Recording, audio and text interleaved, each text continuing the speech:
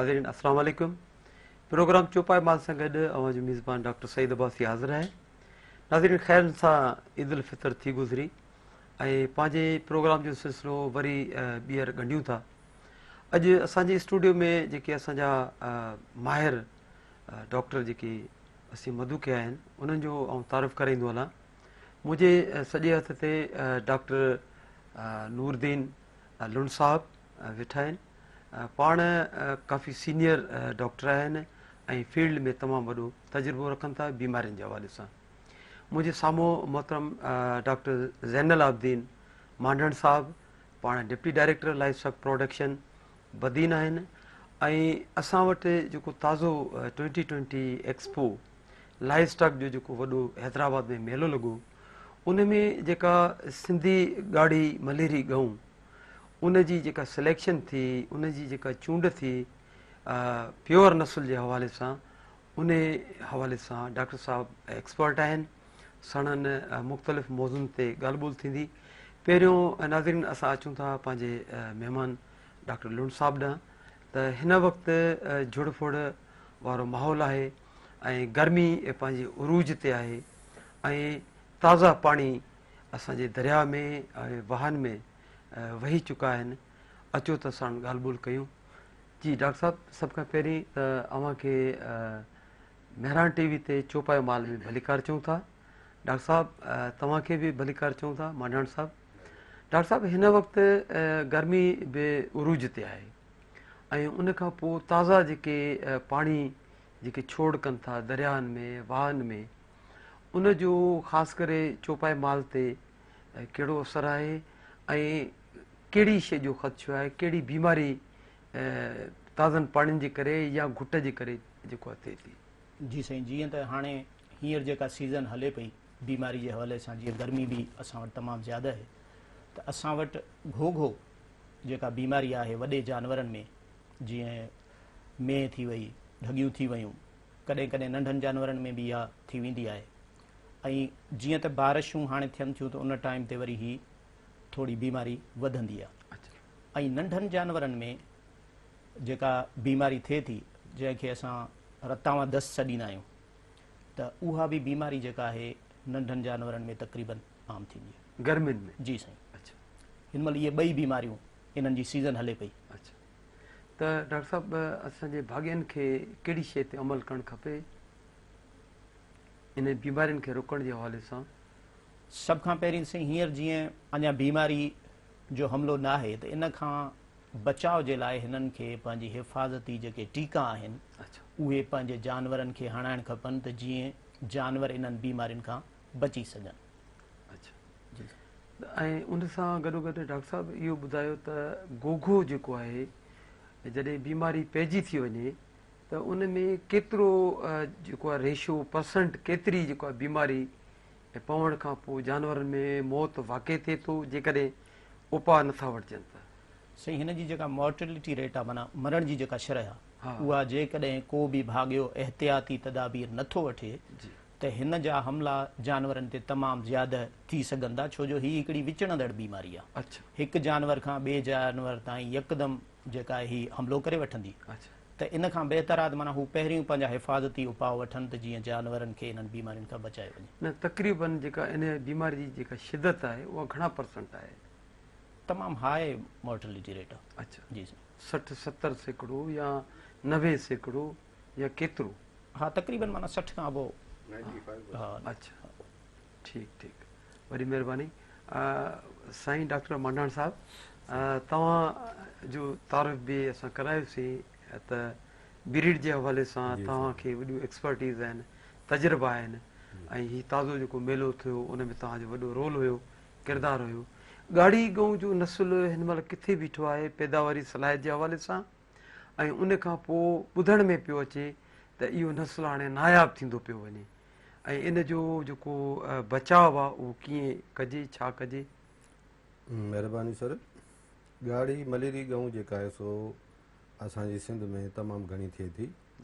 ख़ासि करे उनजी जेका एरिया आहे उहा ठट्टो, मलीर कराची ऐं थाणो बुला खान, बलोचिस्तान जा कुझु एरिया लसबेलो, अच्छा माशाअल्लाह, सईदाबाद, हाला, ऐं हैदराबाद इहे हिन जो बेल्ट आहे। बेल्ट। हा, बदीन ऐं उमरकोट इन पासे ही घटि थिए थी ऐं सिंध जे ॿियनि ज़िलनि में बि घटि थिए थी। बाक़ी शौक़िया तौरु जेकॾहिं माण्हू पालीनि था त सुठी प्रोडक्शन ॾिए थी। ताज़ो जेको असां ही मेलो लॻारायोसीं लाइव स्टॉक एक्सपो 2020, इन में ठटे खां काफ़ी सुठा जानवर आया जंहिं पार्टिसिपेट कयो। उन्हनि जी प्रोडक्शन लेवल बि हाई हुई, तक़रीबन 17-18 लीटर उनजी प्रोडक्शन हुई माशाल्लाह हिकिड़े ॾींहं में। हा, ॿिनि ॾोहनि में सुबुह शाम। सुबुह शाम। हा, ॿिनि ॾोहनि माना हिकिड़ो टाइम 8-9 लीटर टाइम ते गऊं ॾेई सघे थी। इहो एतिरो पोटेंशियल ॻाढ़ी गऊं मलेरी में आहे। अच्छा। ऐं जाम छोरे मां बि कुझु जानवर आया, उहे उन्हनि बि नंबर खयूं। ऐं उनखां सवाइ असुलु जेको हिन जो बेल्ट आहे ॻाढ़ी मलेरी गऊं जो, उहो मेन हेडक्वार्टर ठट्टो आहे। अच्छा। ठट्टे में हब आहे माना। हब आहे माना रेड सिंधी जो ॻाढ़ी मलेरी जो जेको हब आहे उहो ठट्टो ज़िलो आहे ऐं तमामु घणे तादाद में पाली वञे थी। गुज़िरियल साल लाइफ स्टॉक डिपार्टमेंट ठट्टे में हिकिड़ो शो लॻायो, रेड सिंधी कैटल शो। बिल्कुलु। जंहिंमें इलाही जानवर आया हुआ, तक़रीबन 300 खां 400 सुठा रेड सिंधी जा आया हुआ, जंहिंमें ज़बरदस्त क़िस्म जो उन्हनि ब्रीड आंदो। यानी नस्ल जे हवाले सां उहो प्योर नस्ल हो या? Pure 100% pure. अच्छा। ऐं जेको रेड सिंधी आहे उहो अञा ख़तमु न थियो आहे ऐं अहिड़ी क्रिटिकल कंडीशन में न आहे। अच्छा। अॼु बि मौजूदु आहे।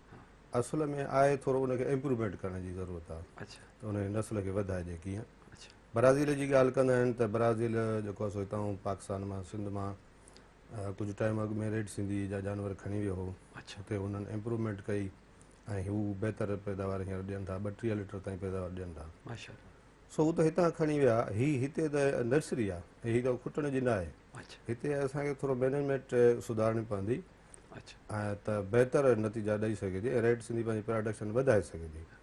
डॉक्टर साहब तव्हां प्रोडक्शन ऑफिसर बि आहियो बदीन में ऐं तव्हांजो हेडक्वार्टर सां बि तमामु घणी एफिलिएशन आहे। हर प्रोग्राम में तव्हां सां सलाह मसलत बि थींदी आहे। त तव्हां छा था सम्झो त हीउ जेको ॿुधण में अचे पियो त इन नसुल खे काफ़ी ख़तरनाक हद ताईं इन जी खोट थी वई आहे, इहो नायाबु थिए पियो, छा इन ॻाल्हि में सदाकत आहे या? मुंहिंजे हिसाब सां त को बि ख़तरो कोन्हे नसुल खे। को ख़तरो कोन्हे। न, नसुल मौजूदु आहे। अच्छा। असुल में नसुल खे वधाइजे कीअं ऐं उनजी प्रोडक्शन लेवल कीअं वधाइजे। अच्छा। सो मूं वटि हिकिड़ो फार्मूलो आहे, जेकॾहिं तव्हां इजाज़त ॾियो त आऊं शेयर बिल्कुलु, कयां। तव्हांखे असां महिमान इन करे घुरायो आहे। महिरबानी सर। ॿुधायो। फार्मूलो हीअ आहे त जेकॾहिं तव्हां फार्मर साल ते नओं सान इस्तेमालु कंदव ब्रीडिंग पर्पज़ जे लाइ, हर साल नओं सान इस्तेमालु कंदव ऐं उन्हनि जी खुराक थोरी बहितर कंदव त 10 सालनि में प्रोडक्शन डबल थी सघे थी। माशाल्लाह। माना जेकॾहिं हींअर हिकिड़ी ढगी आहे जेका 4 किलो ॾिए थी त 10 सालनि खां पोइ उनजो जेको औलाद हूंदो, उनजी जेका प्रोजनी हूंदी उहा डबल खीर ॾींदी, माना 8 किलो टाइम ते ॾींदी। ऐं जेका हिन टाइम ते 8 किलो ॾिए थी, 10 सालनि खां पोइ उनजो प्रोजनी 16 किलो लीटर ॾींदी। माशाल्लाह। ऐं इहा वरी हिकिड़ी रिसर्च थियल आहे। माशाल्लाह। डॉक्टर साहब हिकिड़ो नंढिड़ो ब्रेक वठंदा। नाज़रीन हिकिड़ो नंढिड़ो ब्रेक वठूं था, असां सां गॾु रहंदा, इंशाल्लाह वरी गॾु आहियूं।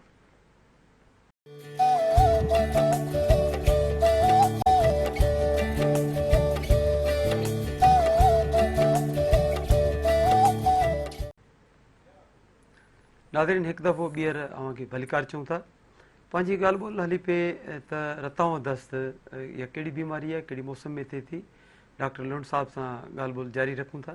डॉक्टर साहब, रताऊं दस्त अंग्रेज़ी में इनखे तव्हां ATV चओ था या पल्पी किडनी जो मतिलबु आहे त बुकी। इन में रताऊं दस्त छो था सॾियो इनखे?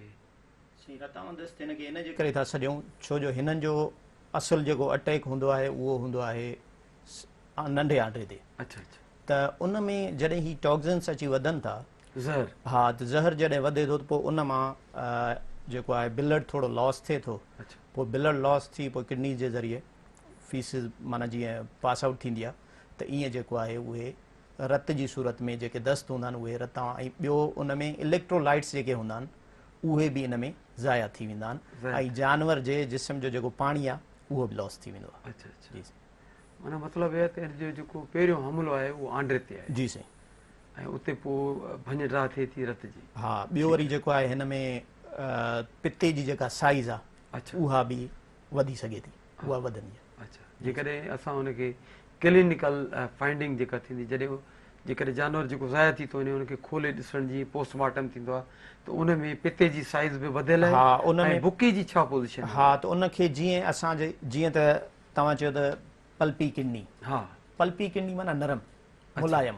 जॾहिं तव्हां हुनजी जॾहिं पोस्टमार्टम कंदव त उन टाइम ते तव्हां ॾिसंदव त हिन जी जेका किडनी हूंदी उहा बिल्कुलु मुलायम थी वेंदी, यानी बुकी जा सेल बि ख़तम थी सेल था ख़तम थी वेंदा बिल्कुलु। अच्छा, जी साईं। ऐं बुकी जेकॾहिं ज़ाया थी वञे त पोइ त सॼे जिस्म जो दारो मदार जेको आहे उहो ख़राबु थियो सॼो वञे। सिस्टम ख़राब थी। बिल्कुलु ज़बरदस्त।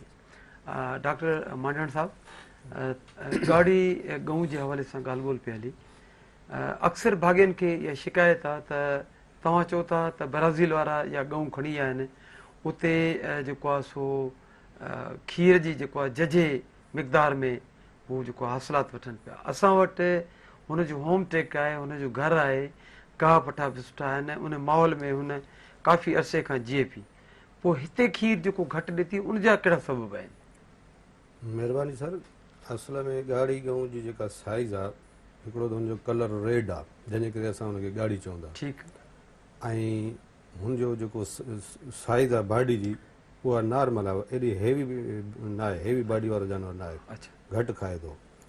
ऐं जेको सबबु आहे त प्रोडक्शन लेवल हिते पाण वटि घटि छो आहे, उनजा ॿ टे सबब आहिनि। हिकिड़ो इहो त इनब्रीडिंग थी कई वञे थी फार्मल लेवल ते जानवरनि में। इनब्रीडिंग जो मतिलबु आहे त हर वक़्तु साॻियो साॻियो सान इस्तेमालु कयो थो वञे, यानी उन नस्ल जो वेझो जेको वेझो वेझो, हा। घणे भाङे त 3-4 साल हिकिड़ो ई सान पियो थो हले, अच्छा, इन सां बि इनब्रीडिंग थिए थी। ऐं घणे भाङे ईअं त हिकिड़े ई ख़ानदान जो सान इस्तेमालु कयो थो वञे, इन सां बि इनब्रीडिंग थिए थी। इनब्रीडिंग थियण सां जानवर जी जेका बॉडी जी साइज़ आहे उहा घटिजी वञे थी, अच्छा, हा, स्ट्रक्चर लेवल घटिजी वञे थी, उनखां पोइ मिल्क प्रोडक्शन लेवल बि घटिजी वञे थी। मेन सबबु जेको हिन जो इहो ई आहे। अच्छा, इन सां गॾु ॿिया जेके आहिनि ॿिया बि रीज़न आहिनि, यानी इहो थियो जीनियाती तौर ते, जीनियाती तौर ते। ठीकु आहे, ऐं इन सां गॾु ॿिया जेके रीज़न इहे आहिनि त उन्हनि खे प्रॉपर खाद खुराक नथी ॾिनी वञे, अच्छा, जेका रिक्वायर्ड फीड आहे उहा उन्हनि खे नथी ॾिनी वञे, ऐं मेल न्यूट्रिशन ॾिनी थी वञे, माना सफ़ा घटि हुनजे सुको खाधो, सुको खाधो ॾिनो थी अच्छा, वञे। अच्छा, हिकिड़ो ॿियो इहो सबबु आहे। टियों सबबु इहो आहे त मौसम जी शिदत खां जानवर खे नथो बचाए वञे, माना गर्मीअ खां बि नथो बचाए वञे, सर्दी खां बि नथो बचाए वञे। ऐं गर्मीअ जो बि असरु जानवर ते तमामु घणो थिए थो, सर्दीअ जो असरु बि जानवर ते तमामु घणो थिए थो। तंहिंजे करे सर्दीअ में जानवर खे सर्दीअ खां बचाइजे, गर्मीअ में जानवर खे गर्मी खां बचाइजे। न खाद खुराक जेका आहे उहा कहिड़े क़िस्म जी ॾिजे?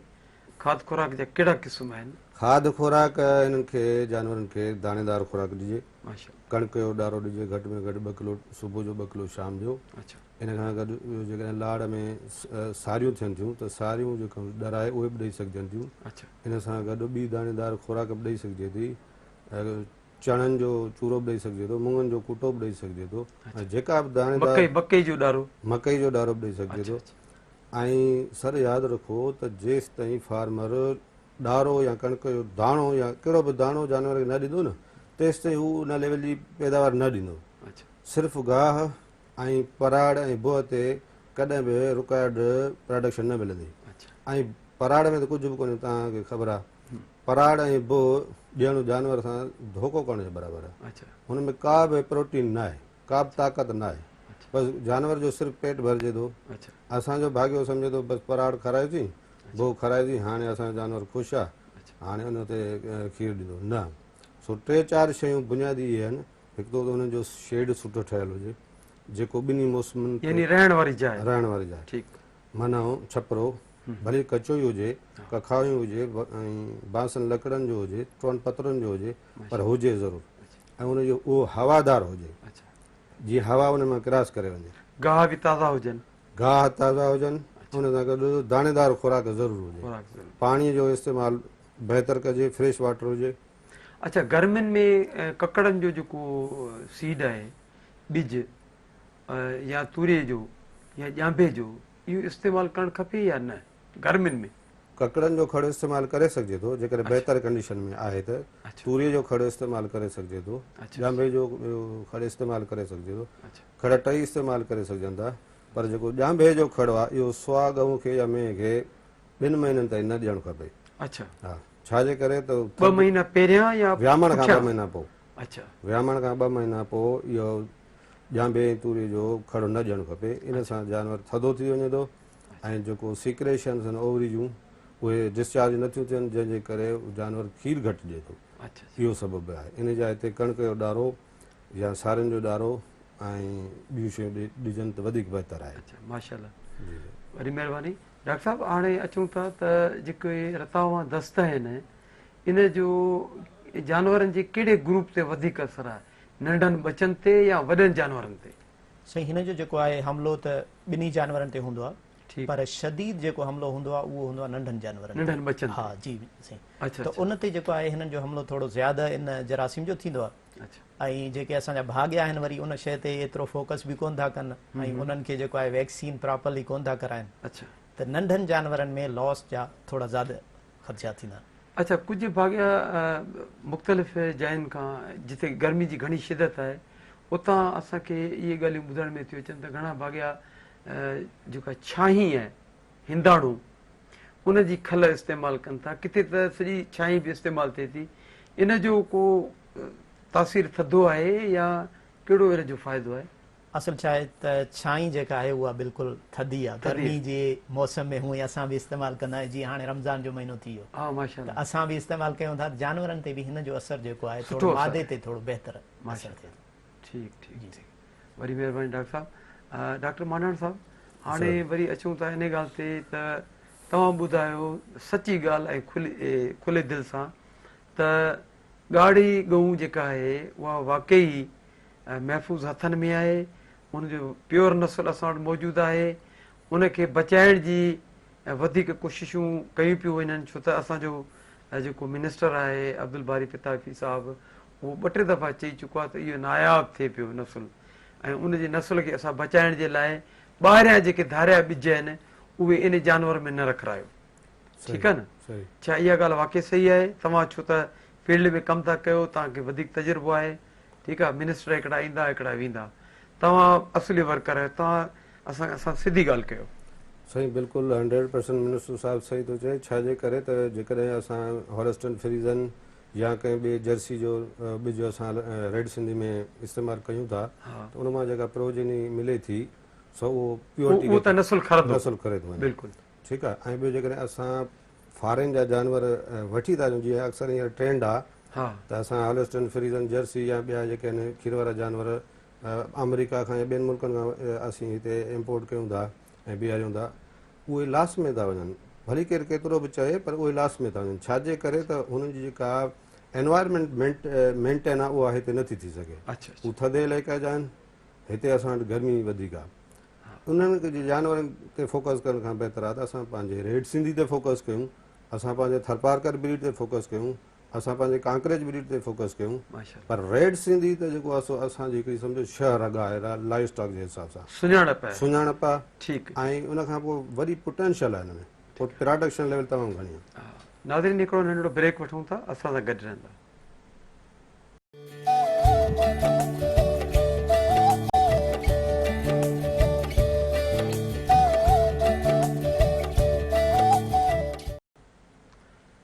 नाज़रीन, हिकु दफ़ो ॿीहर भली कर अचूं था। पंहिंजो ॻाल्हियुनि जो सिलसिलो हले पियो त ईंदड़ जेका ईद आहे ईद उल अज़हा, उन हवाले सां भाग्या जेको सॼो साल महिनत कनि था पंहिंजे माल सां, ऐं उहो माल पोइ पिड़ियुनि ते खपाए ऐं जजो नाणो कीअं कमाइनि, उनजे लाइ डॉक्टर मांडण साहिब खां इहो हिकिड़ो सुवालु कंदासीं। डॉक्टर साहिबु, जीअं मूं तव्हांखे ॿुधायो त भाग्य वीचारो सॼो साल महिनत करे थो, ठीकु आहे, ऐं जेकॾहिं उनजो माल साते नथो, साॼो नथो थिए, उन में कंहिं न कंहिं हवाले सां कंहिं शइ जी कमी आहे, खाद खुराक भली सुठी हुजे, टाइम सां हुजे, सावा गाह बि हुजनि, त पोइ असां छा सम्झूं त उनखे कहिड़ी क़िस्म जी असांखे ट्रीटमेंट ॾियणो आहे? महिरबानी सर। असल में उज़ाया वारा जेके जानवर पालिया वञनि था जी, उन्हनि में सभ खां पहिरीं उनखे ड्रेंच कराइजे।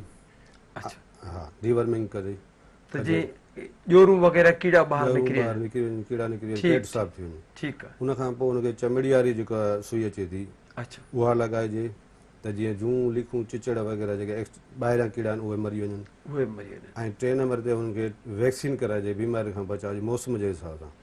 इहे 3 शयूं थियूं, बीमारी ख़तमु थी वई। अच्छा। हाणे जानवर खे जेका खाद खुराक ॾिनी वेंदी हुन में दाणेदार खुराक हुजे ऐं टाइम ते सावा गाह हुजनि, पर इन सां गॾु फीड सप्लीमेंट बि ज़रूरु ॾियणु खपे जंहिंमें विटामिन्स अची था वञनि, विटामिन A, B, C ऐं उनखां पोइ B12, इन खां पोइ मैग्नीशियम, फास्फोरस वग़ैरह।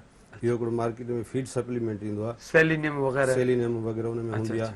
इन ॾियण सां जेको जानवर में कंहिं अहिड़े मिनरल्स जी कमी हूंदी आहे उहा पूरी थी वेंदी आहे, त हू वेट वधाईंदो आहे। कैल्शियम जी कमी कमी थी वेंदी आहे, बिल्कुलु बिल्कुलु, जंहिंजे करे लूणु न ॾियण जे करे बि हिकिड़ी नमकियात जी कमी थी वेंदी आहे।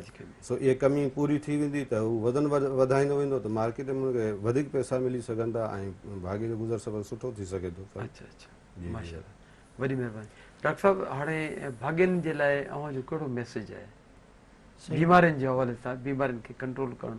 जी साईं, तव्हांजी वॾी महिरबानी। हा, त जीअं त बीमारियूं हमलो अची कनि थियूं जानवरनि जे मथां, त पहिरियों त उन्हनि खे एहतियाती जेके तदाबीर आहिनि प्रॉपरली उन्हनि खे वैक्सीनेशन कराइणु खपे। वैक्सीन प्रॉपरली माना पंहिंजे शेड्यूल जे हिसाब सां प्रॉपरली वैक्सीन थिए। उन खां पोइ जेकॾहिं बीमारी अचे थी उन ते प्रॉपरली कंट्रोल कजे ऐं उनखे सुठी जेको आहे खाद खुराक ते बि थोरो ध्यानु ॾिजे। भाग्या कॾहिं कॾहिं शायदि खाद खुराक ते वरी थोरो घटि ध्यानु ॾींदा आहिनि। अच्छा, हीउ जेको वैक्सीनेशन जो शेड्यूल आहे, जी साईं, इहो सॼे साल जो शेड्यूल आहे, माना उन मुख़्तलिफ़ बीमारियुनि जी हिकिड़ी फ़हिरिस्त ठहियलु आहे त हिन महीने में हीअ बीमारी, हिन महीने में हीअ बीमारी ऐं हीअ फलाणो टुको हेतिरो वज़न। जी बिल्कुलु, ठीकु आहे न?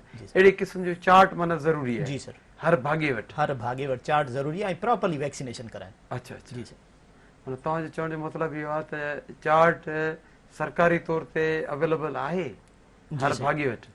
भाग्य जेको आहे लाज़मी चए वटि जेकॾहिं जानवर आहिनि त उहो रखंदो हूंदो। अच्छा, हूअं त तक़रीबन अॼुकल्ह भाग्यनि खे ख़बर आहे त वैक्सीन प्रॉपरली माना जीअं त हिनमहिल जेको आहे हर माण्हू डिपेंड करे थो जानवरनि जे मथां। अच्छा, ऐं हीउ हिकिड़ो तमामु बहितरीनु चौपाए माल वारो जेको ज़रायो आहे, इहो तमामु बहितरीनु आहे भाग्यनि जे लाइ। हिनमहिल जीअं असां वटि मुख़्तलिफ़ क्राइसिस हलनि पिया, त हिनमहिल जेको आहे बहितरीनु सोर्स ऑफ इनकम असांजो जेको आहे जानवर आहे, चौपाए माल। जी साईं, ठीकु, बिल्कुलु बिल्कुलु। हा, हीअ जेका कोरोना वारी जेका वबा हले पई, इन में वाक़ई तमामु घणो असरु पियो आहे, पर मां सम्झां थो त वरी बि हीअ जेको कारोबार आहे चौपाए माल वारो, इहो वधीक फ़ाइदेमंद आहे। हा, इहो तमामु ज़्यादा इफेक्टिव बि आहे ऐं को बि माण्हू वीचारो डिस्टर्ब न आहे थियो, मेंटली बि ऐं फिनेंशियली बि। अच्छा, उन्हनि खे जेको आहे जानवरनि खां सुठी जेको आहे सपोर्ट मिली आहे। माशाल्लाह। डॉक्टर मोंडण साहब, वरी अचूं पिया तव्हां ॾांहुं, त महिरबानी करे इहो ॿुधायो त इन ॻाढ़ी गऊं खां अलावा असां वटि ॿिया बि काफ़ी जानवर मौजूदु आहिनि जेके असांजा लोकल जानवर आहिनि। जीअं तव्हां असांजो थरी गऊं जी ॻाल्हि कई, त थरी गऊं बि असां वटि आहे। थरी गऊं ॻाढ़ी गऊं जे मुक़ाबले में वधीक खीर ॾिए थी, या उन जा ॿिया कहिड़ा फ़ाइदा आहिनि? छो त ड्यूअल पर्पज़ बि काओ इनखे सॾनि था, यानी उहो जानवर जेको ॿ कम ॾिए असांखे, त उहे कहिड़ा ॿ कम? थरी गऊं ड्यूअल पर्पज़ हीअ आहे त हिकिड़ो त हुन मां खीर वरितो वञे थो, ॿियो हुन मां गोश्त वारा गाबा तयारु करे ऐं खपाया वञनि था। अच्छा, मीट पर्पज़ जे लाइ, माना हू गोश्त जे लाइ बि आहे, मीट पर्पज़ जे लाइ बि आहे, गोश्त जे लाइ ॿई फ़ाइदा इन में वठण। रेड सिंधी जेका ॻाढ़ी मलेरी गऊं आहे, उन मां बि हिन वक़्तु खीर बि वरितो वञे थो ऐं उन जा गाबा उज़िया ते। जी अदा, अस्सलाम वालेकुम। जी अदा, अदा कहिड़ी शहर खां? वालेकुम सलाम। जी अदा, असां वटि गऊं न जाम नवाज़ली मां ॻाल्हायां थो। जी जी जाम नवाज़ली, जी जी, सांगड़ मां। हलो भाउ। हा जी अदा, सवाल कयो भाउ। आवाज़ कोन थो अचे या साईं तव्हांखे? साईं आवाज़ अचे थो, सवाल कयो सवाल। असां वटि गऊं जी उमिरि खीर घटि थी थियनि, उन्हनि खे छा ॾियणु खपे सर? अच्छा, गऊं खीर घटि ॾे पई, कहिड़े नसुल कहिड़ो आहे अदा? हलो हेलो, हा अदा, कहिड़े नसुल जो जानवर आहे?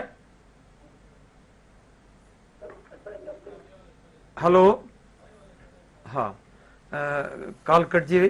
जी डॉक्टर साहब, पंहिंजो ड्यूअल पर्पज़ जे हवाले सां ॻाल्हि ॿोल हले।